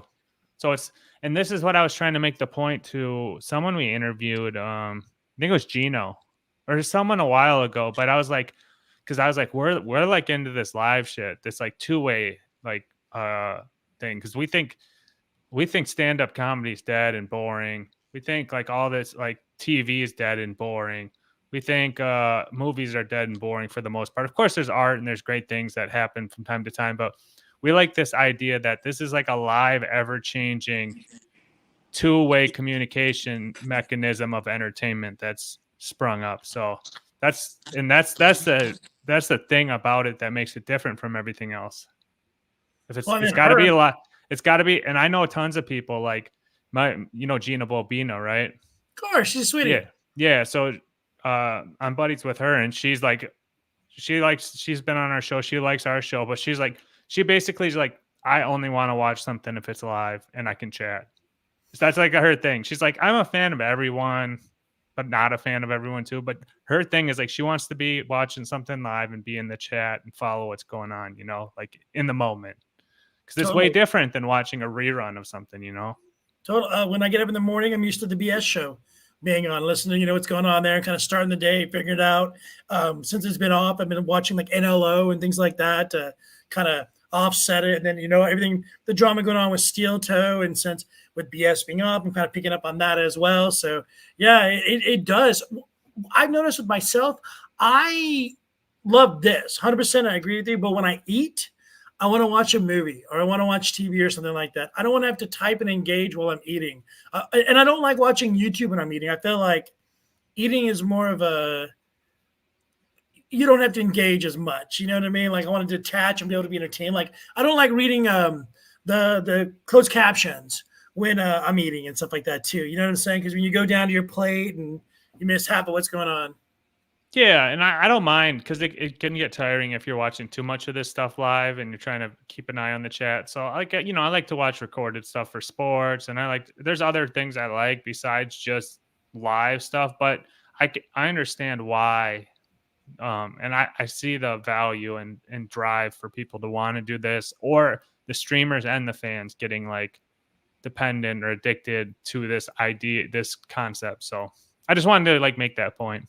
That's a great point. And then also you become friends with the people in the chat, things like that. It's almost like they become family, and they enjoy being around you. You guys develop a kinship. I believe people have gotten married and hooked up, had kids and stuff like that through the chat. Like yeah, it's a cool thing. Ramon has a point. I think Jared's taking like a quick break if I know him, but I do like what Ramon has to say here. Live streamers are just a very intimate form of entertainment, very realistic atmosphere from all those YouTube vids with so much editing. Yeah. Right, exactly. And we can like acknowledge Ramon. He's like basically here having a conversation with us, just from sitting at his house watching and typing that in. Now we're talking about him and what he said. So yeah, it just proves the point. You can, and yeah, I know, dude. It's like, that's why, man. Like I'm just from chatting, bro. My wit, like all these hoes are always hitting me up, bro. I bet. Great. Yeah. Someone's got to do it. Yeah. You want to try to finish this interview? Yeah, I don't know. yeah, The sorry. maybe you're good. Maybe pops back, maybe he doesn't. But I wanted him to finish this part, but we kind of got going, and then he just Gerardoed on us. I realized in this is. And this is the part I wanted him to see the most too, because she talks about the jail. But all right, sorry. That you only have yourself, right? So when this happened, I was completely alone. Sure. I really enjoy I enjoy connection with people. When I was in jail, the thing is, when I was in there, I hated it. Obviously, I hated it. It was miserable. But something that I found was I talked to a lot of people in there. I talked to every person. Like, I interviewed every woman in there. I connected with so many people. It was like amazing to do that. And I almost felt like, oh my God, I wish I was live streaming this, because it's so interesting and it's so like, that's what means something, right? So those women in that jail have nothing to give me at all. They have nothing to offer me. I can't use them for anything. They weren't on my stream, nothing like that. But the connection that I found with those people was a pure connection, because they didn't have any money for me. I didn't have any money for them. There's no clout there. There's no clout in jail, by the way. I don't know if you guys know that. There's no clout in jail. But guess what? I stopped fights in there. I made friends in there. I shared my story in there. And that's what the world is about. And that's how I figured that out. So my IRL, I don't give a fuck what anybody says about it. That is what the world is about. Connecting with people, interviewing people, and making people feel good that have nothing to give you. And you could do that anywhere. And that's why I refuse to be stopped. So when I was in that jail with women that have been in there 30, 40 times, they've been in there 30, 40 times. They haven't been in there one time or two times or three times. They've been in there 40 times. I talked to those women like we were equals, because at the time we were all scared. We were all scared. I was scared. The person sitting next to me was scared. The person sitting next to that woman was scared. On my right, on my left, we were all scared. And we had that in common. And that there's something very honest and beautiful about that. So I appreciated that, for what that was, because I got to connect with people in there. And that's why I love IRL. And I don't care what anybody says about it. You could discredit it. I'm telling you, there's nothing more special than that. Yeah, wow. That was a really good soundbite there at the end. Yeah, and I don't know how much of that I believe, because okay, I'll say there are interesting people in jail and in the county jail or the the overnight jail type stuff, but how long was she there for, one? And I do believe like if she was there for a day or two, she probably was. It's boring. You're just, all you do is sleep and you eat a couple times a day, and you talk to people, because there's, hey, what do you what's up? You watch TV, you eat, there's nothing to do in jail. So I understand like maybe she did, but from what I gathered, wasn't she just in and out basically? Yeah. No, she stopped the fight, Dr. Chad. What are you talking about? Yeah. She broke a peace between two individuals who were gonna fight to the death without clout. Yeah, and I think that's 100% a lie, but yeah, so I don't know. There's like some parts of her story that made sense and then other parts that don't, but I'd be curious to see what her duration of time was there, because I don't doubt like if she was actually in, hanging out there for a night or two, maybe she did talk to some people. Well, you know what? what was it during the week? It was during the week when it happened. I think she did a night, is what I'm going to guess, because I don't think she did 2 nights. Well, shoot. I'm not going to lie. I do not know. If she was just in the police holding area, yeah, that's nothing. But if she was like in the jail for a little bit, like upstairs, yeah, like where you're hanging out and like waiting on a court date, playing ping pong or whatever, like that's when you that get would the make more sense where you talk to people, Yeah, exactly. Right. If you keep your regular clothes on, you're just there for a little bit, but once you get the slippers and all that other stuff, I'm told you're going to be there for a minute. Facts. So, yeah, well, who knows? But the soliloquy she went on makes it seem a little embellished, and it had a whole narrative to it. So the part I like she said is, "There's no clout in jail," and there's no live streamer clout, but I mean, there's a different type of clout in jail that you probably get to learn real quick. Oh, I mean, half the people are in there for math, and they all know each other on the outside too, so they all have clout too. Like, oh yeah, this guy's So I'm saying there's an echelon in those jail systems and stuff like that within the different inmates and things like that. You step on someone's toes on accident, or you eat with somebody, and everybody sees you eating with them. That person's like, hey, they see us together. You owe me now. Now I want your food. You know what I mean? Like, no, exactly. So I think probably for her, what her change in mental perception while she was in there was she didn't have a phone to look down at. So that's probably what she was thinking is like, oh, I talk to people. Because, yeah, I mean, if she's in that holding tank, there are people to talk to, sometimes if there's other people there. Do you know why I think that she only spent 1 night in jail? Why? Her live stream was privated the next day. Okay. Yeah. So, you know what I'm saying? Because it was fine for like a full night and a full day. It was up because that was a problem that I had. I was cutting so fast because I thought any minute she was going to kill it, but she never did. But it was the next day when I got put behind the paywall, which I would, you know what? I don't check the Patreon stuff. I don't know a lot about that, but I would be curious to see what she had before. And then after that, went behind the paywall, I don't really care, but I'd be surprised if she was even there overnight. And I wouldn't be surprised if you could, that NJ Courts do it or somewhere, you could figure out that when she got released out of. So I don't know. To me, it's a little sus, the whole story behind it. But no, she stopped a brawl. There was a gang fight going down, and she negotiated between the 2 gang leaders. The whites and the blacks were going to go at it. She talked to so many people. Yeah. All right. So I had 2 things that I kind of wanted to do. One, I wanted to show you. I know we talked a little bit about it, and you weren't 100%. This guy, James Randall, there was the news station that did the story on it. It's like 2 minutes. It doesn't go into the gory detail. Well, it does it where you can see it on TV. Are you cool with that? Because I kind of want to preview the audience for a later show. Yeah. So like I said, I'm not really interested in looking into this guy too much, but I do know a little bit based off of when we had Andy Dick on.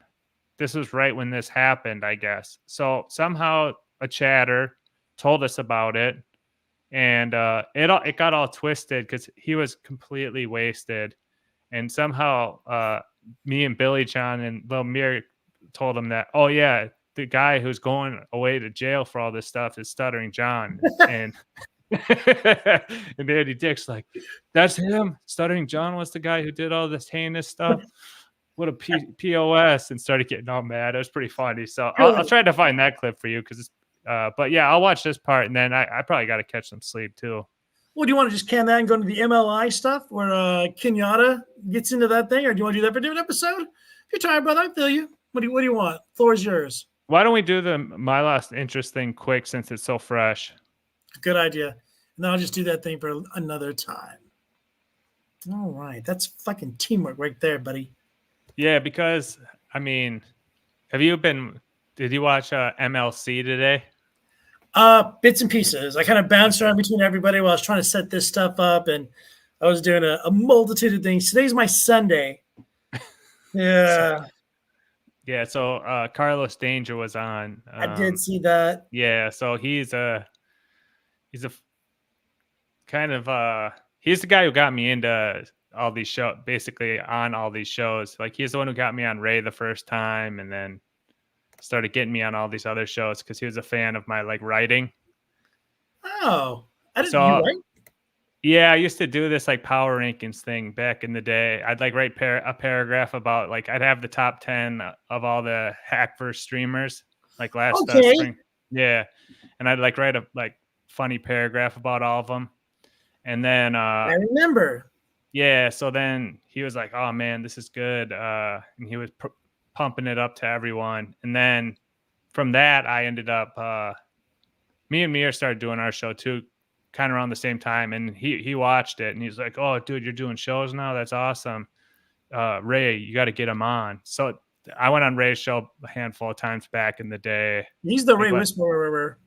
Yeah. And then from there, yeah, basically I started going on other shows. I've been on every show except for basically MLC. So been on Be Dabbler, been on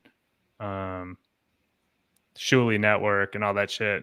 So I don't know, not to talk about me too much, but awesome. He was on today and I thought it was very funny of them talking about it. So let's do it. Should we set this up for the fans? Which one are we going to watch first? Let's just do the newest. Well, the one that we're talking about, the Kenyatta one, right? Yeah. Right, so did you want to do the Nah. Let's go with the attacker. I agree with you. Yeah. So see, everybody's seen it, which is awesome because I love it. So can I set it up a little bit for the fans? Oh, what's up? Okay, so in the Hackverse or the MLC Kevin Brennan show, Misery Loves Company, there's one of the fans got attacked, or not a fan. He was like one of the guys on the show. He's a polarizing figure named Stevie Lou. And he had gotten attacked on the street in New York City by a guy with nunchucks. And when this happened, it was kind of people, he's been known to pull the truth a little bit. So stretch the truth a little bit. So people didn't know if he was making it up for sympathy or it was one of his, they call it works. It's like a wrestling term, but he was doing a work. But I guess he like fractured his arm. And then it came out that it was in the news and the guy got arrested for it. And his old friend and some people who were against him. So they end up finding a lot to unpack. I'm glad you're doing it too. I'm going to step back for a second, but this is so much to unpack, and I'm glad you're doing it again. Go ahead, man. And okay, so they found the guy who attacked one of these co-hosts, basically, and they're having him on their show for clout. But another thing to understand about this whole realm, it's just a bunch of people who fight all day online. So all of them stream every day, and they just start comedians. Yeah, former comedians or like, yeah, like their shows aren't really ever funny. So it's not like jokes or anything. It's just people angry fighting about drama. And it brings a lot of people in. And like we were saying with the two-way chat, it's heavily relied upon these like soap opera storylines and the fans getting involved and driving the show too. So one of the fans found the attacker, this guy named Kenyatta, the nunchuck attacker, and he's out on bail, I guess. And this guy, Ray DeVito, who I actually study with the Institute of Ray DeVito Studies, he decided to have him on. So we'll watch a little bit of this, and don't be alarmed by any of these guys because they're all just fools. So I want to add some extra layer of backstory to that. Great job that you did do, Dr. Shao. So Stevie Lou, the guy who got hit by the nunchucks, is not friends with Ray DeVito, who had the attacker on his show. So one of the layers to this is Ray DeVito is saying "fuck you" to Stevie Lou by giving this other guy a floor, and also Ray's an idiot. He's just straight up an idiot. He doesn't know how to talk to people or interview people professionally or try to keep it down the line. Like, he's absolute clown shoes. So this whole time, it's like Ray is supporting the guy who has been accused to allegedly, but has been accused by the police, brought to the attention, and arrested for nunchucking Stevie Lou. And Ray just is an idiot who drops the ball and just, oh, God bless. Yeah, it was hard to watch, but we'll I see how so much. MLI cuts it up, because he is this guy is the clipper, and he cuts the best parts and puts them out for people. MLI does a great job. And, like one thing, we got to play it. I'm sorry, Joe, but it's just this guy, like, I don't want to hate Ray so much, but I just can't not. And every time I try to forgive him, I just like, I got to hate him again, And it's like the lovable loser that you want to do well. But then after a while, it's like, I've lost the amount of concern or compassion. You know what I mean? Like, and I know you get it. I know I'm actually like the foremost expert on Ray. I've watched everything he's done over years and years of stuff. I've been following him for pretty regularly for over a year and a half. And I get that response a lot to people, like, how can you do it? To me, I explain, I like this. I like when Ray lies. I find like each lie he says and each foolish and folly thing he does, I like it even more, because I don't know why. Like, people are like, what's wrong with you? And it's like, I just like the bizarre, peculiar way that he is. And like, the stranger he gets, the more I always explain to people, on the surface, he just seems like a dumb, foolish moron. But the more you dive into him, you'll understand it. The more interesting it gets. Yeah. Like, the more you look into his past and like his old videos and how he repeats things over and over. And like, it's crazy. It's like, the more you learn about him, you're like, how does this guy exist? Like, he isn't faking it either. Like, he's not hamming it up. He's not Elisa Jordanaing it. Like, this is Ray. Yeah. Let's listen to the Prince. What's up? What's going on, you punks? Welcome, Rock Bottom Podcast, special edition brought to us by RPMLC Legend. Hooking this up. I got Quadfather from BYB Podcast with me, and the man of the hour, Kenyatta Bryant. There's an altercation allegedly between you and a fella, we'll just call him another guy. How about that? We'll just call him, we won't bring his name into it. And yeah, and a lot of people in this podcast community were like, wanted to hear about what happened, what was going on, what the whole incident was. Everyone got the version of the New York Post or whatever. They didn't talk to you. They did talk to the other guy. Yeah, tell us your day. How was your day? Tell us what was going on that day, and we'll go through that way. Usual day, wake up, the gym opens at 5, or, that's about me and my wife. Our first priority is just to train. And we have clients that come in. We teach boxing, and we always on top of life. Right. A good day. We was drinking. So you're into boxing. Boxing's what you enjoy. Like, that's what you train. That's what you work out. Yeah, boxing. So something Kevin had said. For some reason, I can't pause and record or pause and play with the screen I'm looking at. I'll get that worked on. But this guy has like a record and things like that. Like, this isn't the first time he's been arrested. There's all kinds of backstory behind this guy, Kenyatta. The reason why I'm stopping, because these clips go fast. Did you hear about that, Dr. Chow? Yeah, so supposedly he's got a long record of crimes that he's done. And I know I watched this Ray interview, and he's moved around a lot, and he's an actor too. I mean, it's and the funny thing is, this is the first time any of these guys, the top two guys are buddies. The one dude's a quadriplegic, and the other dude's got the mental issues. And this is the first time they're meeting this criminal guy. So it's and he's there to be interviewed about a specific event, but you'll see how the questioning goes. Another thing real quick too, as well, like Kevin was saying, some other people were saying, this is not going to be good for Kenyatta. This isn't, I think Carlos Danger brought that up. Like, how is he helping himself by talking about this with everybody? You know what I mean? I don't know. And martial arts, anything that, that's in that field. So you guys went to the gym about what time? Like 7 or 8 o'clock, 7, 8. It's always real early when I'm stepping in the gym. We was drinking coffee, getting ready to enter the gym, and I feel this bump from behind, and then I see the guy running up in front of me, and he's standing right there in front of me now, like I'm in his sight. He's clearly in my vision, and no excuse me, no sorry for bumping into me. And next thing you know, I see him for the second time. He come past and bump into my shoulder, and I guess I don't know why he did that. Did it feel like he was like feels checking like you? Are you a guy that drinks coffee right before you go to the gym? I don't know, man. You know, like an energy drink, maybe a juice, you know, like a protein builder or something like that, but like a Starbucks?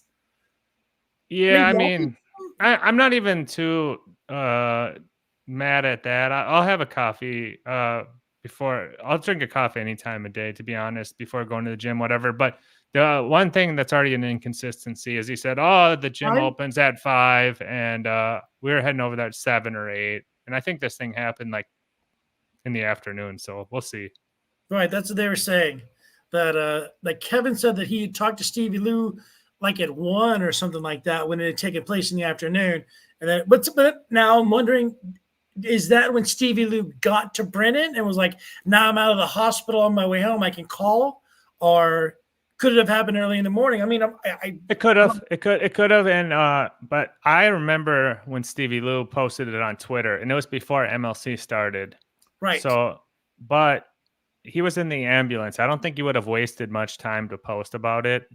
So I do think it probably happened around noon, the Eastern time. So maybe like, or maybe a little before, maybe a little after. But I think it did happen before MLC. I don't see why. At that point, he was all about clout, Stevie Lou, Stevie Views. So he would have posted it. He was sitting in an ambulance, so I would assume he would have just posted it right then.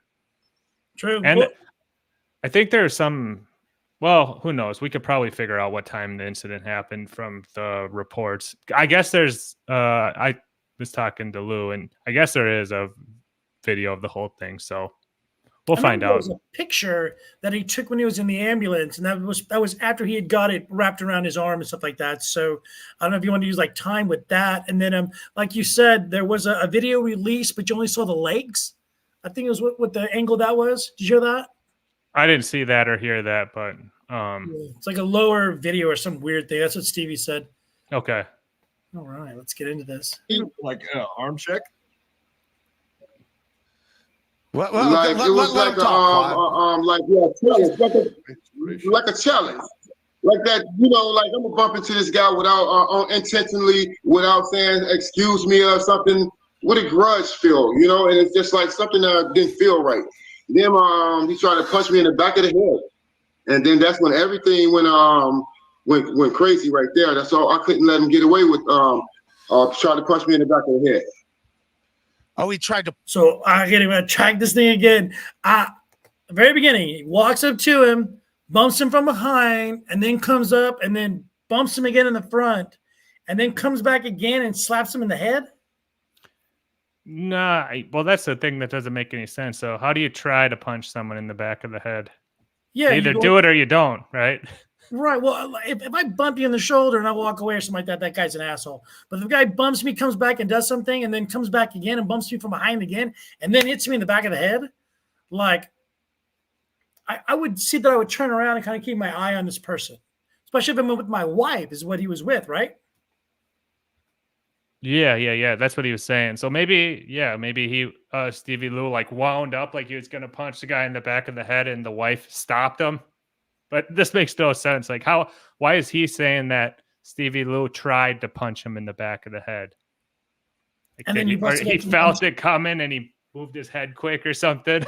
Like, it doesn't make any sense, but I don't get it either. And Ray's like, okay, this makes all total sense. Look at his Where's face. Claude Father? You would think Claude would be like, oh, this is bullshit. But you're right. Look at Ray. I don't think they're the best brains, bro. No, you are right.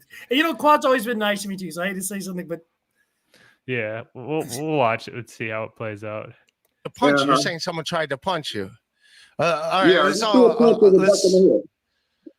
was there any words said in between him giving you the arm check and the point where he took a swing at you? Was there any words in between? Oh man, he was saying go and get your drugs and so you know, I'm like, this is the last thing. Now you falsely accusing me I don't do drugs, you know. I'm a real healthy person. I'm an athlete. I don't do drugs. So that's another thing that ticked me off, and you know, I want to prove a point to him. I got plenty win out here. I don't smoke cigarettes, I don't drink, I don't do drugs, you know, so I'm not no drug addict. called my wife a black bitch. And I just couldn't. I just had to give him a little taste of something out there. I didn't give him much. You know, I really went light on him. So what was why nunchucks? Where did nunchucks come in? I just love watching Ray's face. Like what he's like saying, like call my wife a black bee. Like Ray's face is just like all squinted up, like, oh wow. I mean, like, okay, so Stevie Lou came from behind, bumped him, came from the front, bumped him, slapped him in the back of the head, said that he needs to go get his drugs, then called his wife a black bitch. Right after that, like, what in the world? Is Stevie Lou just coming unglued? Like, what the what? Ray does no preparation for anything ever in his life. So it's like he's not thinking of any questions. He's just reacting to the last word the guy said, and then he goes off that. He has no memory either. His goldfish memory can't remember like 10 seconds before. That's why he's always like asking questions over again. And like, I get hilarious. That, but a human would be like, wait a minute, a lot. You know what I'm saying? You're going in circles here, buddy. Like, he should have said something. Someone should have said something. But you're right. Finkelstein and Bernstein are on the case over here. So. You know, it's just me and my wife. And, you know, it's a bunch of group of, you know, sometimes you walk past groups of people and, you know, all type of stuff is going on out there in the media. It's a lot of crimes going on, and you just have to be set for everything something is going on out there. And you don't want to be a victim and end up in the emergency room and just hurt out there. You know, it's all kind of stuff going on. Mental ill people out there, and just, you got to protect your wife when I'm 50 years old now. You know, I can't put that all give it all win in like I used to. You know, I can't stop looking at Ray. So you're saying he does. Pause that because Ray, and this guy just said he's 50 years old now, and Ray's 50 years old now. Ray could never answer a question. Ray asked why nunchucks, and the guy's answer was, "Oh, there's a lot of crime out there, so I just had to give him something. I'm 50." You know, that's like an answer Ray would say if someone asked him like, "Why stand up?" or something. You know, like it's like it has nothing to do with the question that was asked. So I'd actually like to watch him and Ray have a show together. You know, just Ray's those two. People carry around nunchucks, and that's how they fight crime. They just whip out the nunchuck and they prepare for a crime coming. You know, that someone calls their wife a black bitch, and you just come with a nunchuck and go about your day. Like in Ray's mind, it's like, yeah, that's New York. Fuck Ray. Oh God, who bothered to spawn him and why? I'll give it all win in like I used to, you know. So you're saying. So it all started with the bump. A bump earlier in the day and then a bump later in the day. Okay, so when you were going to the gym, so you're saying there's two incidents. One, you going to the gym, and the other incident was you leaving the gym. No, I didn't ever get to go. I didn't get to work out that Oh, you didn't even get to work out. Oh, you were on your way to work out. That a boy, I was on my way to work out, yeah. And this all happened before we got in the door. After he touched me the first time, and he stopped with this box cart, like this roller of boxes. What is it? A hand truck. Yeah. That's just he had a hand truck with a load of boxes on it. And I didn't get it. Right there. It's where I told him I don't like men. And that's when he threw the punch up at me to hit me. Oh, so you saying like I don't like men mean you were like saying like you're not like gay. It was like I'm not gay type. No, I don't date guys, you know. Yeah, all right. So that was a joke, though. That's what you were talking about. That you were trying to make it. Oh yeah, that makes sense. Why didn't I think of that? This guy should. We should. Whoever lined this up should send them the clip of Ray, like a supercut of Ray, because every show Ray's like, "Man, I wish I was gay, but I'm not." He said that to the guy. I don't like men is his form of comedy, and Ray's form of comedy is just saying, "Man, I wish I was gay. Life would be so much easier." Well, Ray's very pro Nambla too, so you never know what's gonna pop out his mouth. No, I know. It's just like potatoes, stupid. That's like an insult to potatoes. I don't want to hate him, but I just hate him so goddamn much. Like, oh God.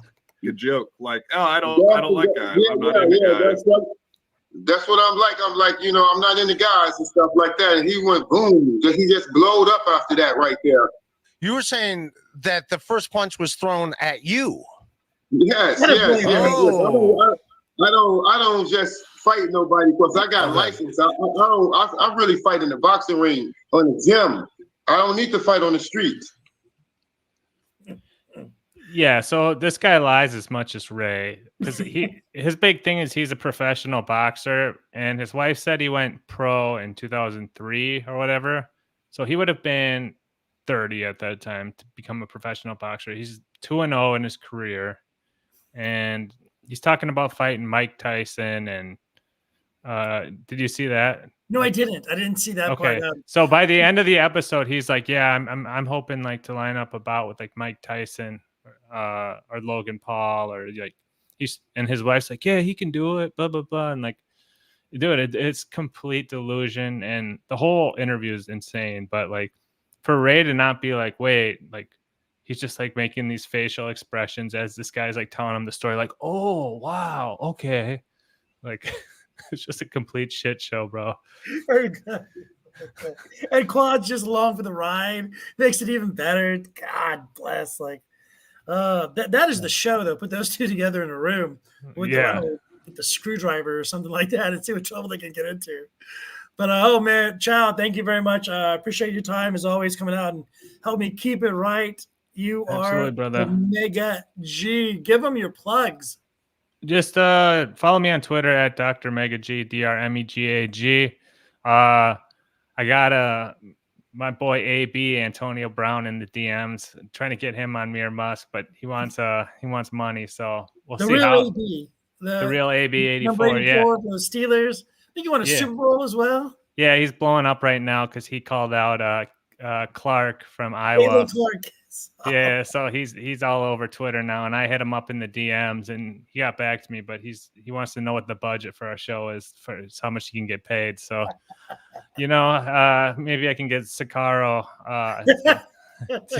What did he ask you? I bet she's hairy down there or something like that, right? Is that what he said? Yeah. I guess he was like hitting her up in the DMs about her pubic hair. So, no, he's a wild man, so hopefully we can get him on. But I just do an interview show called Mir Musk, like you mentioned earlier. Follow my Twitter. I usually just post stuff on there. And yeah, thanks, Will. Have a good night, Always. bro. Oh, no, my favorite Caitlin Clark quote, or Caitlin Clark meme out there. I've already told you this. Who was it? It was like Jason Smith or something like that put on there. There was no reason whatsoever that Caitlin Clark cannot play in the NBA. And the first response, Draymond Green.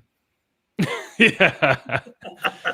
Well, I saw some meme today of like that kid saying like, "Oh my gosh, she's only making." Oh God. Yeah, and it's like people don't get numbers. I mean, I'm not that I do, but I mean, the NBA has to keep your league alive.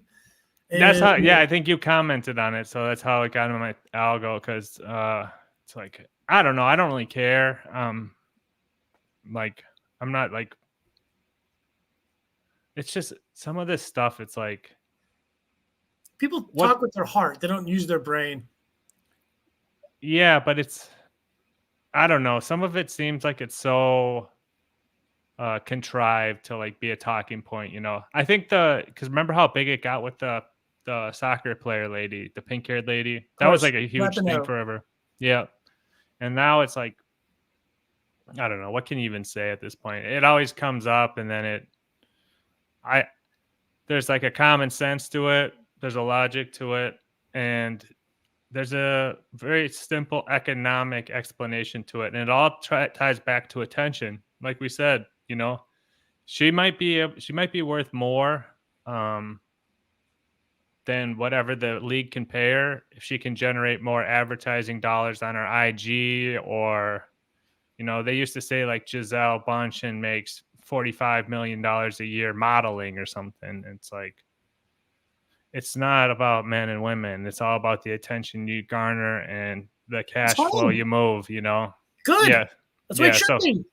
So she is the biggest, most, and whatever it is that brings attention, but should bring the value. But when it just becomes a fight for value's sake, or for equity's sake, it always gets flared up and then it dies down And eventually. it's not any financial equity; it's emotional equity, and that's what Exactly. things get gray.